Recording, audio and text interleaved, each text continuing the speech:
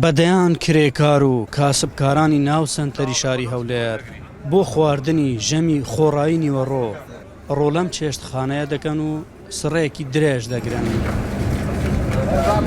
سیرەکەی عربانە هاتە ئێرە ڕسقی دەفرۆشی یان جیزی دەفرۆشی دێتە ئێرە مەسەن 15,000 چەندە لۆی ئیش دەکا بڕەپارە چکەم کەچی لێرە خواردنەکە بە بەلاشە لۆی دەگەڕێتەوە. ئەم چێشتخانەیە کە لەلایەن گروپی کۆمپانیاکانی بیناسازی گەلیاوەوە دانراوە وەک کارێکی خێرخوازی و مرۆییە بۆیە هەفتەی 6 ڕۆژ خواردن بەم کرێکار و کاسبکارانە دەدات. لێرە ستافێک کە لە شێف و ژمارەیە کارمەند پێکاتووە ڕۆژانە کار لەم چێشتخانەیەدا دەکات و بەرنامەشیان هەیە کە جووری خواردنەکانیان بۆ خەڵکی هەژار و کەم دەرامەت زیاتر بکەن. هەموو نەوعەشی تێدایە، هەموو دین و تین و توێژەکانی تێدایە، مەسەڵەن عەرەبی تێدایە، سووری تێدایە، کوردی خۆمانی تێدایە. ئەمە بەس جومعان نیتمان عوتڵەیە، ڕۆژانی دی هەفتەی بە کاملی بەس جومعی لێ بسە دەرێ 800 نەفەر بەسەری خواردن ئامادە دەکرێت. هەموو ڕۆژێ 800 نەفەر بەسەری هەتا نزیک 1000 دەڕوا. ئەوە بەردەوام دەبێت ئینشاڵڵا هەر بەرەو پێشش دەڕوا باشترین کوالیتی شتەکان بەکاردێنن، شتێک دەرەجەیە کە بەکاردێنە.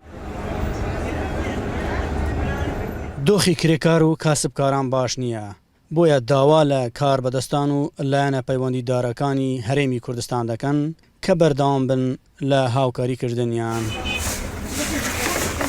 گرینگە لە بۆمە چکە داهاتەکەمان بۆ دەگەڕێتەوەی کەمانە ئەوەی دەدەین بە خواردنی دەدەین. شتەشی باشە گە لام شارەکان بکرێتەوە زۆر شتی باشە، ئەنی لێرانە ئەوانەی کرێکارن دێن لێرانە خواردن دەخۆن بێ بەرامبەر شتەش چاکەوە.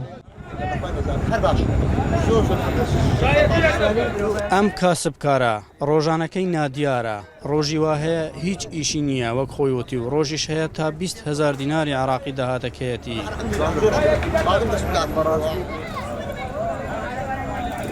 ئەوڕۆ کابراگە فەقیر نەبی لە فەقیر عاری خۆی نەبی ئێستا هەمەت ئەمەشی کابرا ئێستا شخصی ئازاد نای لە بەرچینیا شخصی لۆ دەدەن من ملۆکانە ئازاد نای لە بەرچینیا لۆ ئەگەر مستعاق نەبی دەتێکمان نایەن دەخواتن.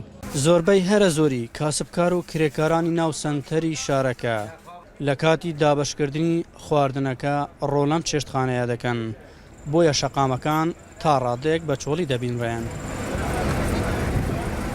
ئەحمەد جێباری دەنگی ئەمریکا، هەولێر.